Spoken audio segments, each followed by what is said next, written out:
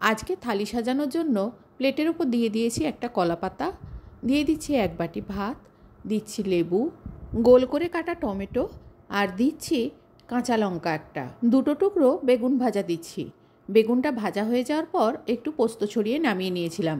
সাদা তিল আর পোস্ত দিয়ে আলু ভাজা, পনির আর আলু দিয়ে একটা রেসিপির পুর বানিয়েছিলাম, সেই পুরটা বেড়েছিল সেটা দিয়ে দিলাম। দিচ্ছি শুক্তো আর দিচ্ছি চাল কুমড়োর একটা রেসিপি। সর্ষে বাটার এই রেসিপি আমার চ্যানেলে অনেকেই আগে দেখেছেন। আর আছে সঙ্গে নিরামিষ অমলেট কারি। শুক্তো আর চাল কুমড়োর রেসিপি দিয়েই অনেকখানি ভাত খাওয়া হয়ে যাবে, তাই অমলেটটা আমি শুকনোই কারি করেছি। আজকে আর কোনো চাটনির রেসিপি নেই। আমি একটা আমের আচার বানিয়েছিলাম, সেই আচারটা শেষ পাতের জন্য দিয়ে দিলাম। আজকের থালিতে 7টা রকমের পদ আছে, তাই এর নাম দিয়েছি সপ্তপদী থালি। নমস্কার, আমি শ্রীপর্ণা। অমৃতকুম্ভ চ্যানেলে আপনাদের সবাইকে স্বাগত জানিয়ে আজকের রেসিপি শুরু করছি। আরেকটা কথা জানিয়ে রাখি, আজকের শুক্তো দুধ শুক্তো নয়, তবে আমার চ্যানেলে যে দুধ শুক্তো রেসিপি আছে সেটা আমি ডেসক্রিপশান বক্সে দিয়ে দেব। সবার প্রথমে চাল কুমড়োর তরকারিটা বানানো দেখিয়ে দিচ্ছি। চাল কুমড়ো একবার এইভাবে বানিয়ে দেখুন, খেতে কিন্তু অপূর্ব লাগবে। আর 2টো চাল কুমড়োর টুকরো দিয়ে অনেকখানি ভাত নিমেষেই শেষ হয়ে যাবে। তাই সবার প্রথমে এই অভিনব চাল কুমড়োর রেসিপিটা আপনাদের কাছে শেয়ার করছি। একটা চাল কুমড়োর অর্ধেকটা টুকরো নিয়ে ছালটা প্রথমে ছাড়িয়ে নিচ্ছি। তারপর মাথার অংশটা আর পেছনের দিকের অল্প অংশ বাদ দিয়ে দিলাম। তারপর পুরো চাল কুমড়োটাকে অর্ধচন্দ্রাকৃতি আকারে এইভাবে টুকরো করে কেটে নিচ্ছি। একটু মোটা করে চাল কুমড়োগুলো এইভাবে কেটে নিচ্ছি। কাটাটা ভালো করে লক্ষ্য রাখুন, এইরকম থিকনেসে কিন্তু কাটতে হবে। এই অর্ধেকটা চাল কুমড়ো থেকে মোট 14টা টুকরো বেরিয়েছে। চাল কুমড়োটা কাটা হয়ে গেলে এবারে রান্নায় চলে যাচ্ছি। মিডিয়াম ফ্লেমে গ্যাসে একটা কড়াই বসিয়ে 3 চামচ সর্ষের তেল গরম করতে দিয়েছি। তেলটা গরম হয়ে গেলে দিয়ে দিচ্ছি 1 চামচ কালো জিরে। কালো জিরেটা ভাজা হয়ে গেলে কেটে রাখা চাল কুমড়োগুলো তেলের মধ্যে দিয়ে দিচ্ছি। সবকটা চাল কুমড়ো দিয়ে 30 সেকেন্ড মতো রেখে দেওয়ার পরে খুন্তি দিয়ে তেলের সাথে ভালো করে মিশিয়ে নিচ্ছি। প্রত্যেকটা চাল কুমড়োতে যাতে তেলটা লাগে সেদিকে খেয়াল রাখতে হবে। সমস্ত চাল কুমড়োগুলো তেল মাখানো হয়ে গেলে ঢাকা দিয়ে রান্না হতে দেব কিছুক্ষণের জন্য। মিনিট 2 ঢাকা দিয়ে রান্না করে নেওয়ার পরে ঢাকা খুলে চাল কুমড়োগুলো নাড়াচাড়া করে দেব। এইভাবে 2-3 বার ঢাকা চাপা দিয়ে রান্না করে নেব। চাল কুমড়োগুলো যতক্ষণ না ভাজা হয় এইভাবে রান্না করতে থাকবো। যখন চাল কুমড়োর গায়ে এরকম লাল লালভাবে ছ্যাঁকা লেগে যাবে, মানে চাল কুমড়োটা ভাজা হয়ে যাবে, তখন দিয়ে দিচ্ছি এর মধ্যে 2টো চেরা কাঁচা লঙ্কা। ঝাল আপনাদের নিজেদের পছন্দ মতো দেবেন। ঝাল বেশি পছন্দ করলে লঙ্কার পরিমাণ বাড়িয়ে দেবেন। এবারে দিয়ে দিচ্ছি এর মধ্যে পরিমাণ মতো নুন। এখানে আমি 1/2 চামচ নুন ব্যবহার করেছি। যেহেতু এখানে সর্ষে বাটা ব্যবহার করব, সর্ষে বাটায় নুন দেওয়া আছে, তাই নুনের পরিমাণটা একটু কমের দিকেই রাখতে হবে। দিয়ে দিচ্ছি গুঁড়ো হলুদ। সাদা সর্ষে আর কালো সর্ষে, 2টো কাঁচা লঙ্কা আর সামান্য পরিমাণ নুন দিয়ে বেটে রেখেছিলাম, সেই সর্ষে বাটা 2 টেবিল চামচ মতো দিয়ে দিলাম। দিয়ে দিচ্ছি 1/2 কাপ জল। জলটা এমনভাবে দিতে হবে যাতে চাল কুমড়োটা সেদ্ধ হলে এটা গা মাখা হয়ে যায়, তাই এখানে 1/2 কাপ জল দিয়ে ভালো করে মিশিয়ে নিয়ে ঢাকা দিয়ে এটা সেদ্ধ করতে দিলাম। চাল কুমড়োটা সেদ্ধ হতে হতে একটা মশলা রেডি করে নিচ্ছি। একটা শুকনো কড়াই গ্যাসে বসিয়ে 2টো শুকনো লঙ্কা একটু নেড়ে নেওয়ার পরে দিয়ে দিচ্ছি 1 টেবিল চামচ গোটা জিরে, দিয়ে দিচ্ছি 1 টেবিল চামচ গোটা ধনে, সামান্য একটু নেড়ে নিয়ে দিয়ে দিচ্ছি 1/2 টেবিল চামচ মৌরি। সব কিছু ভালো করে নাড়াচাড়া করে ভেজে নিয়ে এটা ঠান্ডা করে একটা গুঁড়ো মশলা তৈরি করে রাখবো। এই ভাজা মশলাটা অন্য যে কোনো তরকারিতেও আপনারা এটা ব্যবহার করতে পারবেন। এদিকে দেখাচ্ছি চাল কুমড়োর জলটা শুকিয়ে গেছে, আর চাল কুমড়োগুলো দেখে নিচ্ছি এটাও সেদ্ধ হয়ে গেছে। খুন্তি দিয়ে চেপে একটা চাল কুমড়ো আপনাদের দেখাচ্ছি, কাটা হয়ে যাচ্ছে, কিন্তু পুরোটা কাটলাম না যেহেতু এগুলো সাজাতে হবে। এবারে দিয়ে দিচ্ছি এর মধ্যে 1 চামচ চিনি। যেহেতু চাল কুমড়ো জলীয় সবজি, চিনিটা একটু ব্যবহার করতেই হবে। এছাড়া চিনির পরিবর্তে অন্য যে কোনো মিষ্টি ব্যবহার করতে পারেন। চিনি দেওয়ার পরে সব কিছু ভালো করে মিশিয়ে নিয়ে চিনি গলে যাওয়া পর্যন্ত রান্না করে নিচ্ছি। তারপর গ্যাসের ফ্লেমটা অফ করে ঢাকা দিয়ে 5 মিনিট স্ট্যান্ডিং টাইমে রেখে দিলাম। এরপর একটা পাত্রে এটা আমি সাজিয়ে তুলে নিচ্ছি। চাল কুমড়োগুলো পাত্রে তুলে নিয়ে গ্যাসে আবার কড়াইটাকে পরিষ্কার করে বসিয়ে দিয়েছি। দিয়ে দিচ্ছি 2 চামচ সর্ষের তেল। তেলটা গরম হয়ে গেলে দিয়ে দিচ্ছি এর মধ্যে 1/2 চামচ কালো সর্ষে। সর্ষেটা ভাজা হয়ে গেলে দিয়ে দিচ্ছি 2টো স্ট্রিং কারি পাতা। একই সাথে একটা শুকনো লঙ্কা ভেজে নিলাম। সর্ষে কারি পাতা শুকনো লঙ্কা ভাজাটা চাল কুমড়োর ওপর দিয়ে দিলাম ছড়িয়ে। যে ভাজা মশলাটা বানিয়েছিলাম সেই মশলাটা হামানদিস্তাতে গুঁড়ো করেছি যাতে একটু দানাদার থাকে। এবারে ওই গুঁড়ো মশলা থেকে 1/2 চামচ মতো গুঁড়ো মশলা নিয়ে ওপর থেকে ছড়িয়ে দিলাম। পরিবেশন করছি আজকের এই চাল কুমড়োর রেসিপি। গরম ভাতে এই চাল কুমড়োর তরকারির 2টো টুকরো দিয়েই অনেকখানি ভাত খাওয়া হয়ে যাবে। বিকেল বা সন্ধ্যের জন্য স্ন্যাক্স হিসেবে এরকম একটা নিরামিষ রেসিপি বানিয়ে নিতে পারেন, অথবা এটার কারি বানিয়ে লাঞ্চ বা ডিনারে খেতে পারেন। তবে আমি এটাকে আজকে স্ন্যাক্স বা ডিনারে নয়, আজকে লাঞ্চের জন্য অমলেট কারি বানিয়েছি। আর দেরি না করে দ্বিতীয় রেসিপি শুরু করা যাক। রেসিপির জন্য প্রথমে পুর বানিয়ে নেব। পুর বানানোর জন্য গ্যাসে একটা কড়াই বসিয়ে দিয়েছি। তাতে সর্ষের তেল দিয়ে তেলটা গরম হলে দিয়ে দিয়েছি 1/2 চামচ কালো জিরে। কালো জিরেটা ভাজা হলে দিয়ে দিচ্ছি ছোট ছোট করে কেটে রাখা আলু। আলুটা ভালো করে তেলের সাথে নাড়াচাড়া করে মিশিয়ে নেব। আলু যাতে তাড়াতাড়ি সেদ্ধ হয়ে যায় সেজন্য ঢাকা দিয়ে রান্না করব। মাঝে মাঝে ঢাকা খুলে নাড়াচাড়া করে দেব। এইভাবে বারে বারে ঢাকা দিয়ে আলু সেদ্ধ হওয়া পর্যন্ত ভেজে নেব। নাড়াচাড়া করে আলুটা লাল হয়ে ভাজা হয়ে গেলে দিয়ে দিচ্ছি পরিমাণ মতো নুন, দিয়ে দিচ্ছি পরিমাণ মতো গুঁড়ো হলুদ। ঝালের জন্য দিয়ে দিচ্ছি 1/2 চামচ গোলমরিচের গুঁড়ো আর কিছু কাঁচা লঙ্কা কুচি।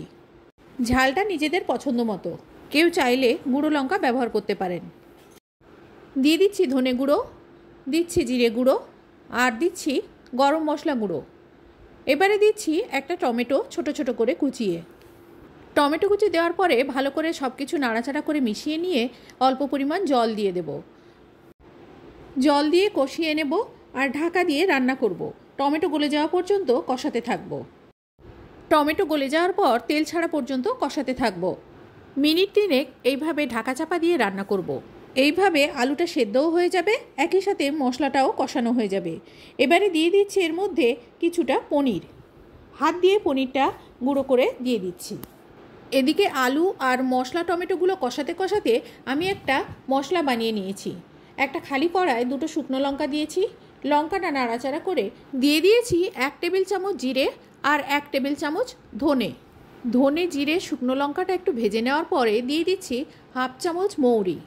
এবারে মৌরিটার সঙ্গে সব কিছু হালকা করে নাড়া হয়ে গেলে ঠান্ডা করে গুঁড়ো করে নেব।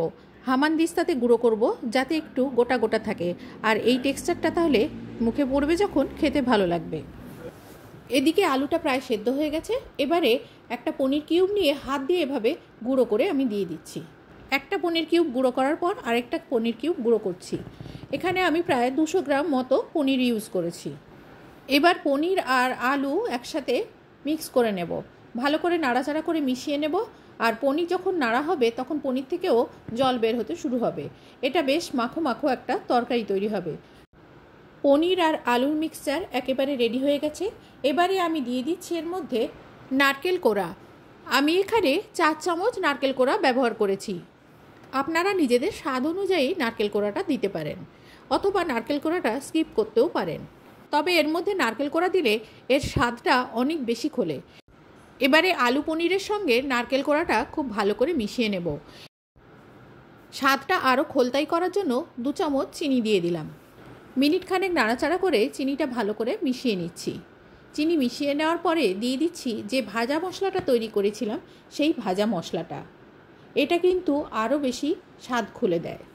ভাজা মশলাটা মিশিয়ে নিলেই পুর একেবারে রেডি। এবারে কভারটা বানানোর জন্য আমি 4টে পাঁপড় নিয়েছি। পাঁপড় 4টে একটু জল দিয়ে ভিজিয়ে নেব।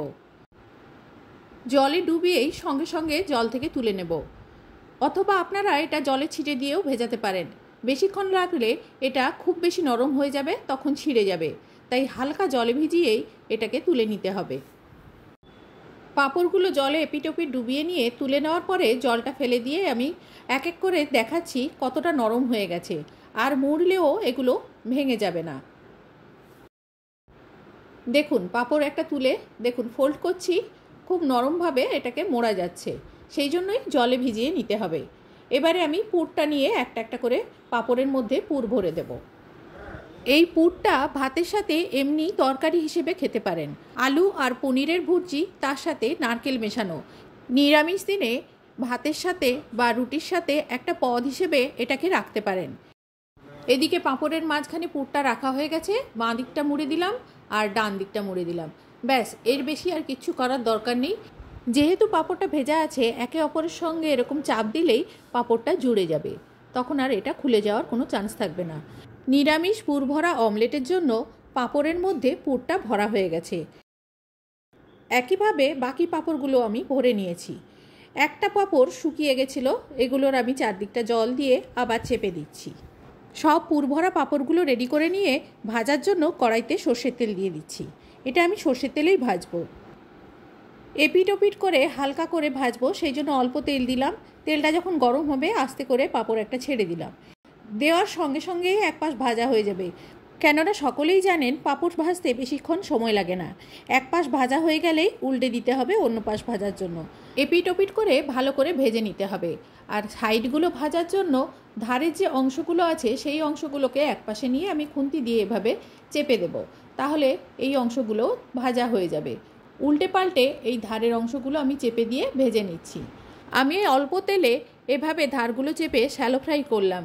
যদি কেউ ডুবো তেলে ভাজতে চান ভাজতে পারেন। দেখুন, পাঁপড়টা ভেজে নেওয়ার পরেও কতখানি তেল রয়ে গেছে। এই তেলে আরও একটা এইভাবে পাঁপড় ভাজা হয়ে যাবে।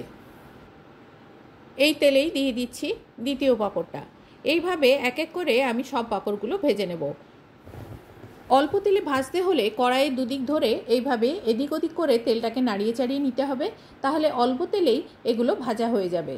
দেখুন, এক পাশ ভাজা হয়ে গেছে, উল্টে দিচ্ছি। এবারে অন্য পাশটাও ভেজে নিয়ে তুলে রাখছি। এইভাবে এক এক করে আমি 4টে পাঁপড়ই ভেজে নিচ্ছি। যে ট্রিক্সে আমি পাঁপড়গুলো ভেজেছি, এইভাবে ভাজলে আপনারাও কম তেলে পাঁপড়গুলো ভেজে নিতে পারবেন। পুর ভরা পাঁপড়ের স্ন্যাক্স রেডি। বিকেল বা সন্ধ্যের আসরে কুড়মুড়ে এই স্ন্যাক্স খেতে পারেন সস দিয়ে, অথবা এর গ্রেভি বানিয়ে লাঞ্চে বা ডিনারে এটা একটা নিরামিষ পদ হিসেবে খেতে পারেন। এগুলোকেই আমি গ্রেভি বানিয়ে নেব। গ্রেভি বানানোর জন্য কড়াইতে বসিয়ে দিয়েছি সর্ষের তেল। দারচিনি আর লবঙ্গ দিয়ে দিচ্ছি তেলের ওপরে। লবঙ্গ যাতে না ফাটে লবঙ্গটা একটু থেতো করে দিয়েছি, আর দারচিনিটা ভেঙে দিলাম। একটা শুকনো লঙ্কাও এর মধ্যে দিয়ে দিচ্ছি। এখন আমি ছোটো এলাচ দিচ্ছি না, দিয়ে দিচ্ছি একটা তেজপাতা। তেজপাতা, শুকনো লঙ্কা এক সাইডে সরিয়ে রেখে 1 চামচ গোটা জিরে দিয়ে দিলাম। গোটা জিরেটা ভাজা হয়ে গেলে থেতো করা আদা দিয়ে দিলাম। থেতো আদাটা তেলের সাথে একটু নাড়াচাড়া করে হালকা ভেজে নিয়ে দিয়ে দিচ্ছি এর মধ্যে টমেটো কুচি। তেলের মধ্যে নাড়াচাড়া করে আদা আর টমেটো একসাথে কষিয়ে নেব। মিনিট 2 ভেজে নেওয়ার পর দিয়ে দিচ্ছি পরিমাণ মতো নুন, দিয়ে দিচ্ছি গুঁড়ো হলুদ, দিচ্ছি জিরে গুঁড়ো, দিচ্ছি ধনে গুঁড়ো, আর দিচ্ছি গরম মশলা গুঁড়ো। মশলা যাতে পুড়ে না যায় অল্প জল দিয়ে কষাতে থাকবো। কিছুক্ষণ কষিয়ে নেওয়ার পর টমেটোগুলো কিছুটা গলে গেলে দিয়ে দিচ্ছি 2টো কাঁচা লঙ্কা। কাঁচা লঙ্কাগুলো চিড়ে দিয়েছি। কাঁচা লঙ্কাগুলো মিশিয়ে নিয়ে দিয়ে দিচ্ছি কিছু কুচনো কাঁচা লঙ্কা। যে যেরকম ঝাল পছন্দ করেন সেরকম দিতে পারেন। আমি এটা শুধুমাত্র কাঁচা লঙ্কার তরকারি করছি, কোনো রকম গুঁড়ো লঙ্কার ব্যবহার করছি না। পুরোপুরি তেল ছাড়া পর্যন্ত কষিয়ে নেব। মশলা পুরো কষানো হয়ে গেলে দিয়ে দিচ্ছি এর মধ্যে পরিমাণ মতো জল। আমি এটা শুকনো শুকনো গা মাখা তরকারি করব, তাই অল্প পরিমাণ জল দিলাম। যদি আপনারা ঝোল খেতে চান তাহলে বেশি পরিমাণ জল দেবেন। আমি এবারে মশলাটা ভালো করে জলের সাথে মিশিয়ে নিয়ে এই নিরামিষ পুর ভরা পাঁপড়গুলো এর মধ্যে দিয়ে দেব। আমি তরকারি কোনো রকম গুঁড়ো লঙ্কা ব্যবহার করিনি বা কাশ্মীরি লঙ্কা গুঁড়ো ব্যবহার করিনি। আপনারা নিশ্চয়ই দেখেছেন শুধুমাত্র কাঁচা লঙ্কাতেই তরকারিটা এরকম হয়েছে। কেউ চিনি ব্যবহার করতে চাইলে এই সময় চিনি ব্যবহার করতে পারেন। আমি চিনিটা পরে ব্যবহার করেছি। ঝোলটা ফুটে উঠলে এবারে নিরামিষ পুর ভরা পাঁপড়গুলো এর মধ্যে দিয়ে দিচ্ছি। আমি যেহেতু এটা গ্রেভি করছি, আমাকে কিন্তু খুব সাবধানে এটাকে ওলট পালট করতে হবে। ঝোল করলে আপনাদের এটা সেরকম কোনো সমস্যাই হবে না। এবারে আমি কড়াটাকে ধরে এদিক ওদিক করে আর একাশি করে ওপরে দিকে গ্রেভিগুলো তুলে দিচ্ছি, আর খুব সাবধানে একটা একটা করে উল্টে দিচ্ছি। আমি শুধু এটাকে একটু স্পিডে দিয়েছি, কিন্তু কোনো রকম কাটিনি। দেখুন এইভাবে ওলট পালট করে দিচ্ছি। এবারে এগুলো দেওয়ার পরে কড়ার হ্যান্ডেল ধরে ওলট পালট করে নিয়েছি। এবারে দিয়ে দিচ্ছি এর মধ্যে ঘি, দিয়ে দিচ্ছি এর মধ্যে খুব সামান্য পরিমাণ চিনি। ঘি চিনি দেওয়ার পরে দিয়ে দিচ্ছি এর মধ্যে এলাচের গুঁড়ো। আমি এখানে গরম মশলা গুঁড়ো ব্যবহার করছি না। এবারে খুব হালকা হাতে অমলেটগুলোকে একটা একটা করে উল্টে দিচ্ছি। এবারে ঘিয়ের ফ্লেভারটা যাওয়ার জন্য, চিনিটা গলার জন্য আর এলাচের ফ্লেভারটা এর মধ্যে আসার জন্য ঢাকা দিয়ে গ্যাসটা অফ করে দিলাম। স্ট্যান্ডিং টাইমে 5 মিনিট রেখে দেওয়ার পরে প্লেটে ঢেলে পরিবেশন করে দেখাচ্ছি। শুকনো শুকনো কিন্তু রসালো, খেতে কিন্তু দারুণ লাগে। একটুখানি দিয়ে অনেকখানি ভাত খাওয়া হয়ে যাবে। যে কোনো পোলাও বা ভাত যে কোনো কিছুর সাথে খেতে পারেন। অমলেট কারির রেসিপিটা শেষ করে চলে যাচ্ছি আচারের রেসিপিতে। আচারটা আমার আগেই বানানো, তবে রেসিপিটা আমি এখানে শেয়ার করছি। যারা এই রেসিপিটি আগে দেখেননি তাদের জন্য আজকে আমি এই আমের জেলির রেসিপি শেয়ার করলাম। এটাকে আমের ঝুরি আচারও বলে। আমি আপনাদের এই একটা আমের জেলি করে দেখাবো। আপনারা নিজেদের প্রয়োজন মতো বেশি আমের করে নিতে পারবেন। প্রথমে আম ভালো করে ধুয়ে নিয়ে ছাল ছাড়িয়ে নিয়েছি আর বোটার দিকের অংশটা কেটে বাদ দিয়েছি। এই আমের আঁটি হয়ে গেছে, তাই আমের পাশ থেকে কেটে নিয়ে সরু সরু আলু ভাজা যেরকম কাটে সেইভাবে আমি কেটে নিচ্ছি। আমের শুধুমাত্র শাঁসটাকে কেটে নিয়েছি আর আঁটিটা বাদ দিয়েছি। আমের শাঁসকে আমি সরু সরু করে কুচিয়েছি, আপনারা চাইলে গ্রেট করে নিতে পারেন। আঁটিটা আমি বাদ দিয়ে দিলাম। এবারে গ্যাসে একটা কড়াই বসিয়েছি। কড়াইতে দিয়ে দিচ্ছি আমগুলো দেওয়ার পরে দিয়ে দিচ্ছি খুব সামান্য পরিমাণ নুন আর খুব সামান্য পরিমাণ বিট নুন। এই সময় গ্যাসের ফ্লেমটা একেবারে লোতে রাখতে হবে। নুনের সাথে আমগুলো মেশানোর সঙ্গে সঙ্গে আম থেকে জল বার হতে শুরু হবে। এইবারে ওই জলের মধ্যেই আমটা সেদ্ধ করতে থাকবো। যখন জলটা শুকিয়ে যাবে তখন দিয়ে দেবো এর মধ্যে চিনি। এই পর্যায়ে আমের জলটা একেবারে শুকিয়ে গেছে। এবারে আমি চিনি দিয়ে দিচ্ছি। আমটা যেহেতু মিষ্টি, তাতে এই পরিমাণ আমে 1 কাপের থেকে একটু কম চিনি দিচ্ছি। বেশি পরিমাণ আম হলে চিনির পরিমাণ বাড়িয়ে দিতে হবে। চিনি দেওয়ার সঙ্গে সঙ্গে গলতে শুরু করবে। এবারে এই চিনির রসেই আমটা সেদ্ধ হতে থাকবে। মিনিট 3-4 রান্না করে নেওয়ার পরে আমটা অনেকখানি সেদ্ধ হয়ে গেছে, কিন্তু এখনও গোটা গোটা আছে আর চিনির জলীয় ভাবটা এখনও কাটেনি। তার মানে এখনও সেদ্ধ করে যেতে হবে। হাত দিয়ে একটু চেক করে নিচ্ছি চিনিতে কোনো চটচটে ভাব এসছে কিনা। 1 তার বা 2 তার করার প্রয়োজন নেই, শুধুমাত্র চটচটে ভাব এলেই হবে। চিনিটা যত গলছে তত জল বেরোচ্ছে। এরপরে একটু কালারের জন্য হলুদ গুঁড়ো দিয়ে দিলাম। জেলির টেস্টটা একটু অন্যরকম করার জন্য একটু ভাজা জিরে গুঁড়ো দিলাম, এটা অপশনাল। এবারে দিয়ে দিচ্ছি ফ্লেভারের জন্য এলাচের গুঁড়ো। সব কিছু ভালো করে মিশিয়ে নিয়ে চিনির মধ্যে ফোটাতে থাকবো। আমটা গলে গিয়ে চিনির সাথে মিশতে থাকবে আর চিনিটাতেও পাক ধরতে শুরু করবে। যখন একেবারে আমটা গলে যাবে আর চিনিটা অল্প চটচটে ভাব হয়ে যাবে, সেই পর্যন্ত নাড়াচাড়া করে এটা মিশিয়ে যেতে হবে। আর তলায় না যাতে লেগে যায় সেজন্য নাড়াচাড়াটা ক্রমাগত করে যেতে হবে। এই পর্যায়ে আমি আপনাদের একটু তুলে দেখাচ্ছি। এখনও মিনিট খানেক এটাকে নাড়াচাড়া করে যেতে হবে। এছাড়া আপনারা হাত দিয়েও চেক করে নিতে পারেন। খুব হালকা চটচটে ভাব এসছে আর খুব সামান্য পরিমাণ পাকের প্রয়োজন আছে। আরও মিনিট 2-3 নাড়াচাড়া করে মিশিয়ে নেওয়ার পর আপনাদের দেখাচ্ছি। প্রায় 90% আম গলে গেছে, কিছুটা গোটা গোটা আছে। এই গোটা গোটাটা রাখলে মুখের টেক্সচারটা বেশ ভালো লাগে খেতে। আচারটা খেতে খুবই টেস্টি হয়। প্রতিটা মুহূর্ত আমি দেখাচ্ছি যাতে আপনাদের এটা তৈরি করতে কোনো অসুবিধে না হয়। দেখুন এখন আমটা খুন্তি থেকে কিভাবে পড়লো। এই রকম পর্যায়ে আচারটা একেবারে রেডি। যাতে আচারটা বেশি দিন পর্যন্ত থাকে সেই জন্য আমি দিয়ে দিচ্ছি লেবুর রস। আপনারা লেবুর রসের পরিবর্তে ভিনিগার ব্যবহার করতে পারেন। একটা আমের জন্য 1 চামচ ভিনিগার ব্যবহার করবেন। আমি একটা লেবুর অর্ধেকটা কেটে এর মধ্যে দিয়ে দিচ্ছি। 2 চামচ মতো লেবুর রস বেরিয়েছে। লেবুর রস দেওয়ার পরে 30 থেকে 40 সেকেন্ড মতো নাড়াচাড়া করে মিশিয়ে নেব। যারা ভিনিগার ব্যবহার করবেন তারাও 30 থেকে 40 সেকেন্ড মতো এটা মিশিয়ে নেবেন। এইবারে আচার একেবারে রেডি। লেবুর রসটা দেওয়ার পরে মেশাচ্ছি যখন আপনাদের দেখাচ্ছি আমটা কড়া থেকে ছেড়ে ছেড়ে আসছে, তার মানে এটা একেবারে রেডি হয়ে গেছে। এবারে গ্যাসের ফ্লেমটা অফ করে দিলাম। ঠান্ডা হয়ে যাওয়ার পর কোনো এয়ারটাইট কন্টেনারে ভরে রেখে দিন। ফ্রিজেও রাখতে পারেন, বাইরেও রাখতে পারেন। তবে ফ্রিজে রাখলে আপনারা এটা অনেক দিন পর্যন্ত রেখে খেতে পারবেন। এবারে এটাকে একটা এয়ারটাইট কন্টেনারে ভরে নিচ্ছি। আম সেদ্ধ করা ঝামেলা ছাড়া এইভাবে খুব সহজ পদ্ধতিতে জেলিটা বানিয়ে নিন। নিরামিষ দুধ শুক্তোর রেসিপি ডেসক্রিপশান বক্সে পেয়ে যাবেন, তাই ওটা আর এখানে আমি শেয়ার করলাম না। চলে যাচ্ছি পরবর্তী রেসিপিতে। পরবর্তী রেসিপি আলু ভাজা। আলু ভাজার জন্য 4টে গোটা আলু নিয়েছি। আলুগুলোর ছাল ছাড়িয়ে নেব। আলুর ছাল ছাড়িয়ে জলের মধ্যে আমি ফেলে রাখছি যাতে কালো না হয়ে যায়। তারপর জল থেকে তুলে ভাজার জন্য লম্বা লম্বা করে কেটে নিচ্ছি। আলু ভাজার আলু সরু সরু করে কেটে নিয়ে ভালো করে জলে 3-4 বার ধুয়ে নিয়ে জল ঝরিয়ে একটা ঝুড়িতে করে রেখে দিচ্ছি শুকনো হওয়ার জন্য। রোজকার যেরকম আলু ভাজা ভাজি সেইভাবে আলুগুলো ভাজবো, তাই এইভাবে কেটেছি। গ্যাসে একটা কড়াই বসিয়েছি মিডিয়াম ফ্লেমে।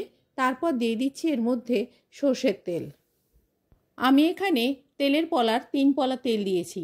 তেলটা গরম হয়ে যাওয়ার পর দিয়ে দিচ্ছি এর মধ্যে কালো জিরে। ছোট চামচের 1 চামচ কালো জিরে ব্যবহার করছি। কালো জিরেটা ভাজা হলে ঝুড়িতে রাখা আলুগুলো এর মধ্যে দিয়ে দিচ্ছি। দিয়ে দিচ্ছি পরিমাণ মতো নুন। 4টে বড় আলুর জন্য 1 চামচ নুন ব্যবহার করছি। পরিমাণ মতো গুঁড়ো হলুদ দিয়ে দেওয়ার পর নুন, হলুদ আর তেলের সাথে আলুটা নাড়াচাড়া করে ভালো করে মিশিয়ে নিচ্ছি। মেশানো হয়ে গেলে ঢাকা দিয়ে 2 মিনিটের জন্য রান্না করে নেব। 2 মিনিট পর ঢাকা খুলে আবারও নাড়াচাড়া করে নেব। তারপর ঢাকা দিয়ে আবারও মিনিট খানেক রান্না করে নেব। তারপর ঢাকা খুলে চেক করে নেব আলুটা সেদ্ধ হয়েছে কিনা। এই সময় আলুটা প্রায় সেদ্ধ হয়ে এসছে আর 30 সেকেন্ডের মতো ঢাকা দিয়ে রেখে দিচ্ছি। এরপর ঢাকা খুলে ভালো করে নাড়াচাড়া করে নেব। আলুগুলো ভাজা হয়ে গেছে। এবারে একে একে এর মধ্যে কিছু উপকরণ দিয়ে দিচ্ছি। প্রথমে দিচ্ছি এর মধ্যে 3টে চেরা কাঁচা লঙ্কা। 1 টেবিল চামচ পোস্ত দানা দিয়ে দিচ্ছি এর মধ্যে। পোস্তটা কাঁচা, তাই 1 মিনিট নাড়াচাড়া করে নেব। নাড়াচাড়া করে ভালো করে মিশিয়ে নেওয়ার পর দিয়ে দিচ্ছি 1 টেবিল চামচ সাদা তিল। সাদা তিল বেশি ভাজার প্রয়োজন হয় না, তাই সাদা তিল দেওয়ার পরে বেশিক্ষণ নাড়ব না। পুরো আলুর মধ্যেই সাদা তেলটা মিশিয়ে নিয়ে এবারে বাটিতে ঢেলে পরিবেশন করছি। আজকে আমার থালিটা নিরামিষ, তাই সমস্ত রান্নাই পেঁয়াজ রসুন ছাড়া হয়েছে। এবারে পরিবেশন করার পালা। আমি প্লেটের ওপরে একটা কলা পাতা দিয়ে দিয়েছি। পাতাতে দিয়ে দিচ্ছি 1 বাটি ভাত, পাতিলেবুর টুকরো, টমেটো স্লাইস কয়েকটা দিয়ে দিচ্ছি একটা কাঁচা লঙ্কা, পোস্ত দিয়ে বেগুন ভাজা, পোস্ত আর সাদা তেল দিয়ে আলু ভাজা, নিরামিষ অমলেটের যে পুরটা বানিয়েছিলাম পনির আর আলু দিয়ে, সেই পুরটা একটু বেড়ে গেছিলো, সেটা দিয়ে দিলাম। দিয়ে দিচ্ছি 1 বাটি শুক্তো, সর্ষে বাটা চাল কুমড়ো, নিরামিষ অমলেট কারি আর আমের আচার। সর্ষে বাটা চাল কুমড়ো আর অমলেট কারি প্লেটের ওপর কলা পাতায় করে দিয়েছি। এইভাবে আজকের থালিটা সাজিয়েছি। আজ এই পর্যন্ত। দেখা হবে অন্য কোনো দিন অন্য কোনো রেসিপিতে। ততদিন পর্যন্ত সবাই ভালো থাকবেন, সুস্থ থাকবেন, আনন্দে কাটাবেন। ভিডিওটি শেষ পর্যন্ত দেখার জন্য সবাইকে আন্তরিক ধন্যবাদ।